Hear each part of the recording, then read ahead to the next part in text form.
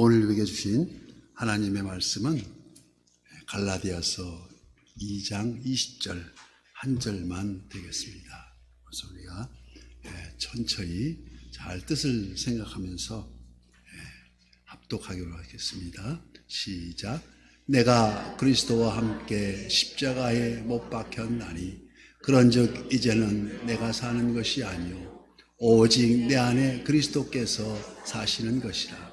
이제 내가 육체 가운데 사는 것은 나를 사랑하사 나를 위하여 십자가를 보내신 하나님의 아들을 믿는 믿음 안에서 사는 것이라. 아멘.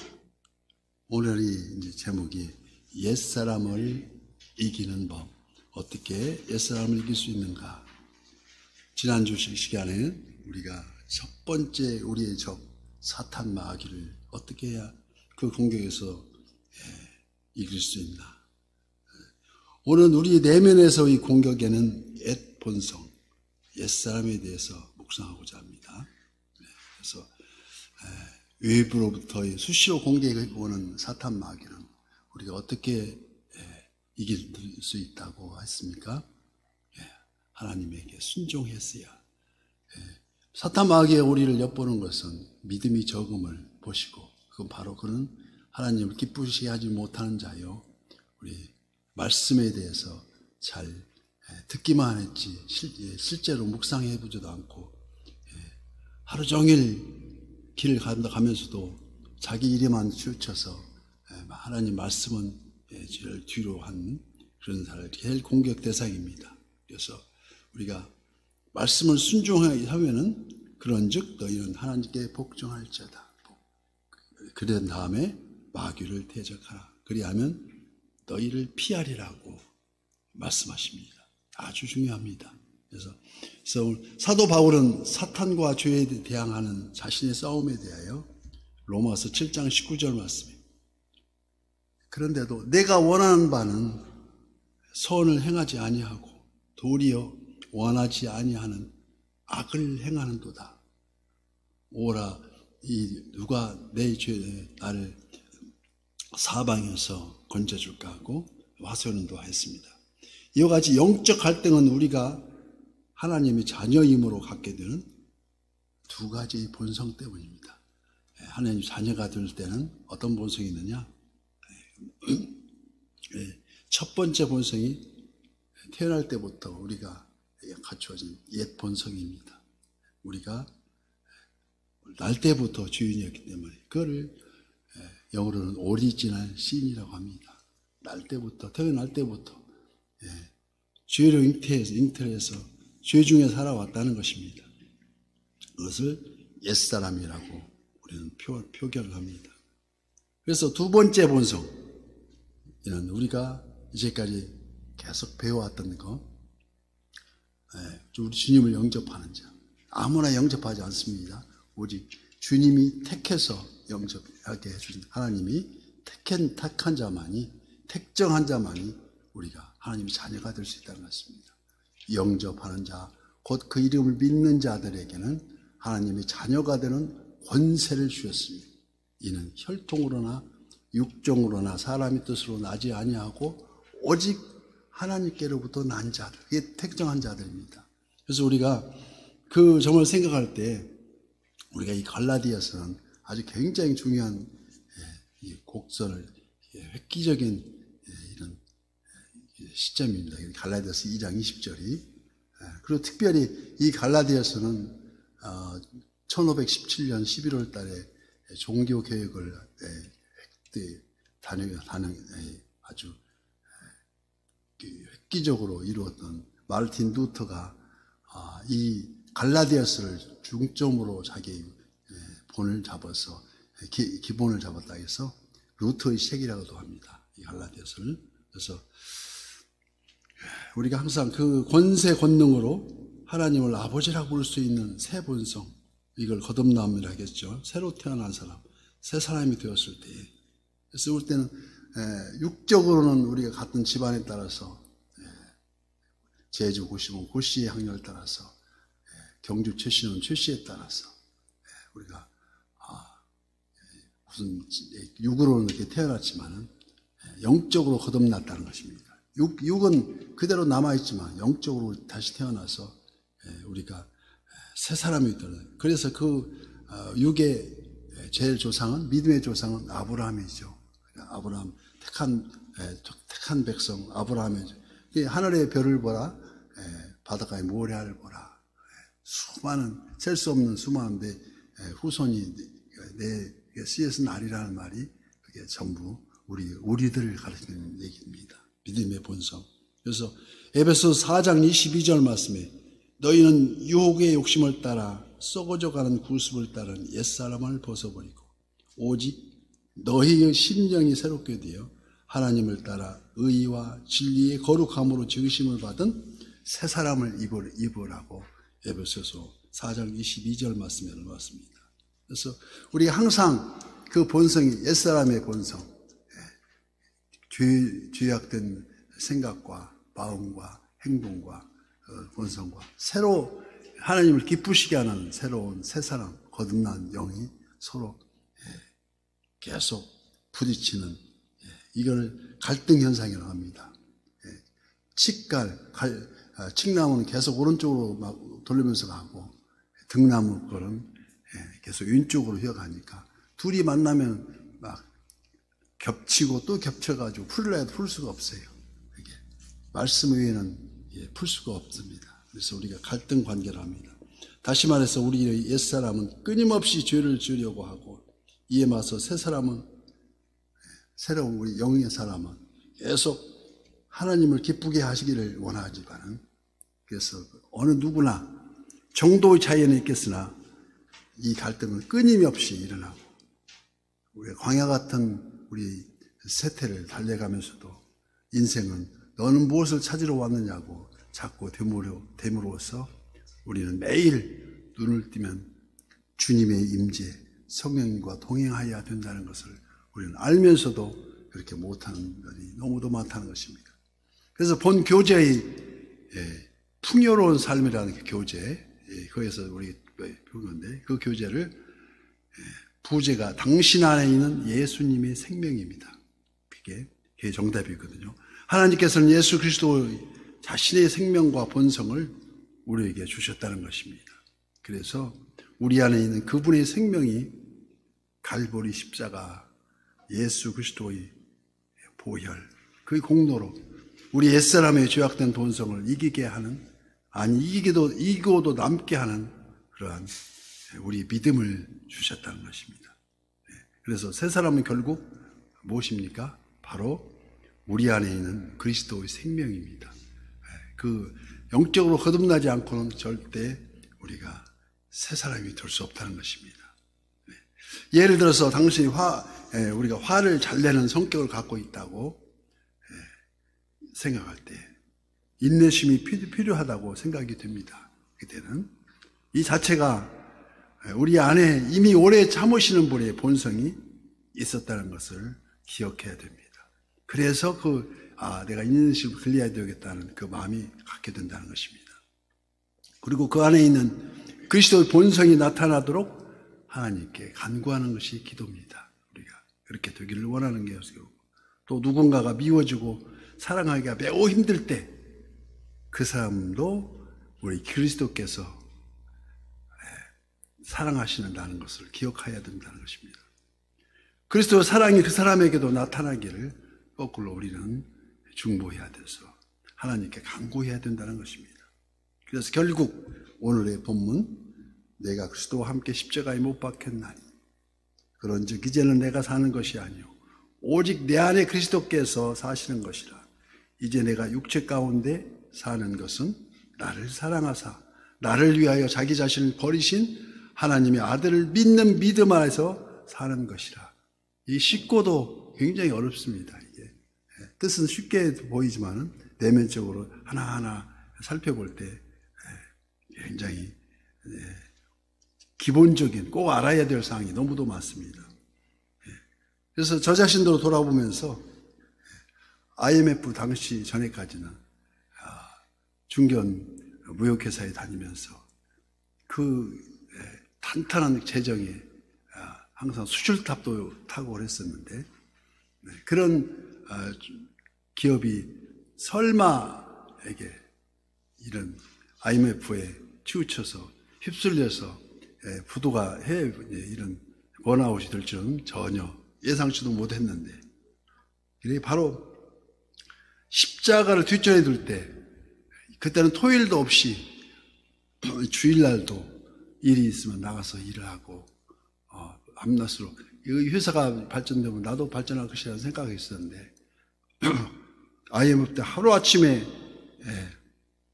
문을 닫게 되는 상황이 벌어지니까 소위 슬럼프란 운동선수에만 오는 게 아니고 우리 모든 사람의 슬럼프가 우리 인생에 다가온다. 운동선수의 경우 나는 잘하니까 연습 안 해도 되지 뭐 하고 교만한 생각이 가질 때 바로 슬럼프가 옵니다. 저희 경우도 삶에 힘들수록 이건 십자가에 가까이 가는 수밖에 없구나 하는 것을 느끼기까지, 내가 그리스도와 함께 십자가에 못 박혔나니 그걸 생각할 때까지 이미 내가 죽었다는 사실을 그때서 십자가를 생생하게 나를 비춰주는 거울과 같은 역할을 했다는 것입니다. 자신이 어떤 사람이었었는지 깨닫지를 못하고 있었던 것을 십자가가 보여준다는 것입니다. 오직 내 안에 그리스도께서 사시는 것이다. 다시 십자가 앞에 나오면 지난 일이 하나하나 다 파노라마처럼 흩어 지나가면서 내가 어떻게 살아왔는지 분명하게 보여준다는 것이 십자가입니다. 겉으로는 믿음이라는 허울 속에 나의 허세를 과시할 때도 있었고, 십자가에서 멀어진 나 자신과 견뎌오면서 이는 곧 빌립보서 2장 3절 말씀과 같이 아무 일에든지 다툼이나 허용으로 하지 말고 오직 겸손한 마음으로 각각 자기보다 남을 낮게 여기고 각각 자기 일을 돌볼 뿐더러 또한 각각 다른 사람들의 일을 돌보아 나의 기쁨을 충만하게 하라 하신 예수님을 믿으면서도 습관적인 옛 성품, 바로 옛사람을 드러냈던 것입니다. 그래서 우리는 누가복음 15장에 나오는 돌아온 탕자의 비유를 꼭 기억해야 합니다. 자기가 아버지 품을 떠나서 밖에 가면 자기 독립해서 우리가 자기 꿈을 이룰 줄 알았는데, 그 탕자가 분명히 집으로 돌아올 것을 그 아버지는 예상하면서 해가 질녘머리까지 들녘에 나가서 돌아온 탕자 아들이 둘째 아들이 돌아오기를 계속 기다립니다. 이 광경을 네덜란드의 화가 엠블란트는 어떤 그 화폭에 담았느냐, 아버지 모습을 담았는데 너무너무 뚫어지게 한 곳을 주시하고, 그 분명히 저 들녘 그 입구로 들어올 텐데 나중에 들어오지만 그 아버지의 표정이 너무도 그 한 곳을 쳐다보니까 눈이 멀은 상태로 동공이 없는 눈을 그려놨습니다. 지금도 그 전시되어 있는데 그게 아버지의 심령, 예수님의 심정이었다는 것입니다. 그래서 기다림에 지쳐서 눈이 멀어버린 동공편.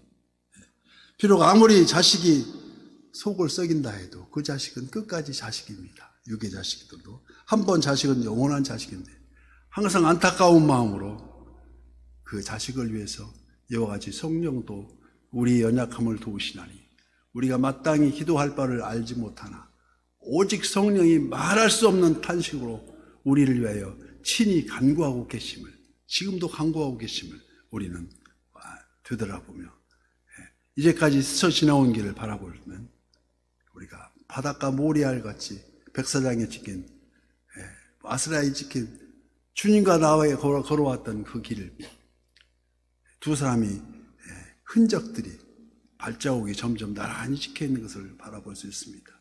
그런데 어느 부분에서 갑자기 한 사람이 발자국이 사라져 버렸습니다. 왜 내 발자국은 없을까? 주님한테 어찌하여 한 사람이 사라지고 내 발자국마저 찾을 수가 없습니까? 그럴 때 우리 주님은 조용히 대답하십니다. 얘야, 그때는 네가 너무 지쳐 쓰러져서 정신을 차릴 수가 없어서 내가 너를 안고 너를 업고 걸었다. 그게 우리의 인생이었습니다. 오늘 또 하나님을 기쁘시게 하는 삶을 살도록 해주는 새 사람은 우리 안에 있는 그리스도의 생명과 본성입니다.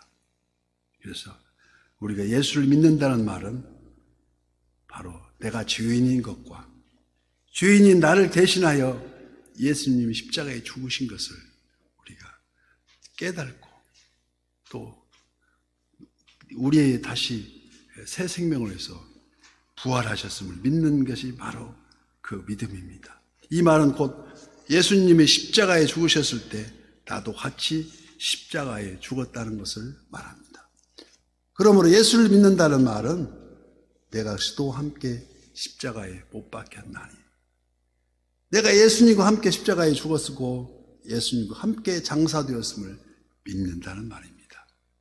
그래서 분명 예수님과 함께 죽은 사람은 반드시 예수님과 함께 다시 부활할 것을 로마서 6장 4절 말씀에 이렇게 말합니다. 그러므로 우리가 그의 죽으심과 합하여 세례를 받음으로 그와 함께 장사되었나니 이는 아버지의 영광으로 말미암아 그리스도를 죽은 자 가운데서 살리심과 같이 우리도 또한 새 생명 가운데서 행하게 하려 함이라. 만일 우리가 그의 죽으심과 같은 모양으로 연합한 자가 되었으면 또한 그의 부활과 같은 모양으로 연합한 자가 되리라. 그래, 예수 부활, 우리 부활. 우리 그래서 세례의 표적이 우리가 주님과 함께 죽었다는 그런 표적도 같이 한꺼번에 되었다는 것입니다. 그래서 우리는 얻고 십자가에 죽었고 우리 예수님 말씀 따라 사는 것이 우리 믿는 사람입니다.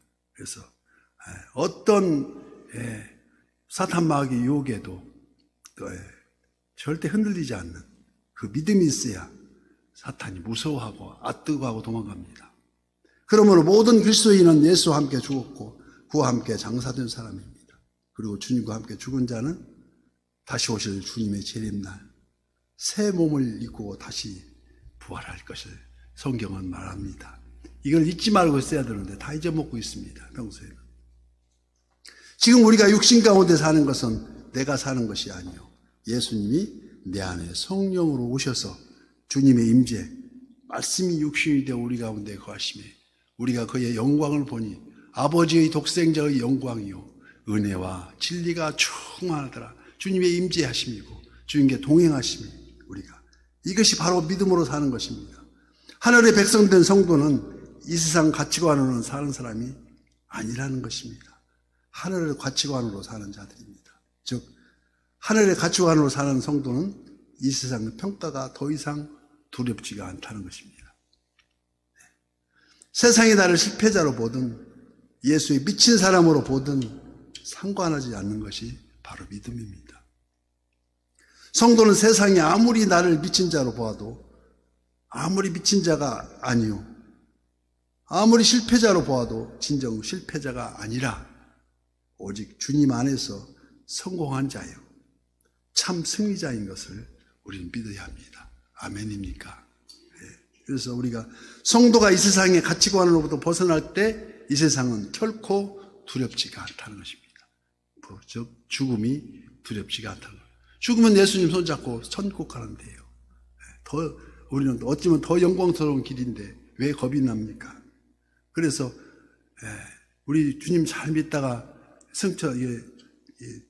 주님 부르심 받고 하면은 그렇게 부드러울 수가 없어요. 이렇게 뻣뻣하지가 않고 사는 사람 때보다 더 이렇게 부드럽게. 그래서 제가 전국을 돌아다니면서 상조회를 맡아 보니까 이런저런 일을 이렇게 겪다 볼 때 보면 예수님 잘 믿으셨죠? 그러면 전부 살아있는 것 같아요. 피부가 경직되지 않고 그렇지 않고 가기 싫어서 막 그렇게 몸부림치고 한 사람들은 장의사가 와서 막 이렇게 풀어가지고 뼈 맞춰서 이렇게 해야 됩니다. 굳어 있어가지고. 그런 것과 같이 우리가 이 세상의 가치관으로 벗어날 때 이 세상은 결코 두렵지 않습니다. 어떤 두려움으로부터도 자유할 수가 있다는 것입니다. 성도가 비록 세상 사람들과 똑같은 모습으로 살고 있지만 분명한 사실은 하늘의 신분을 가진 천국 백성이라는 사실을 잊지 않아야 됩니다.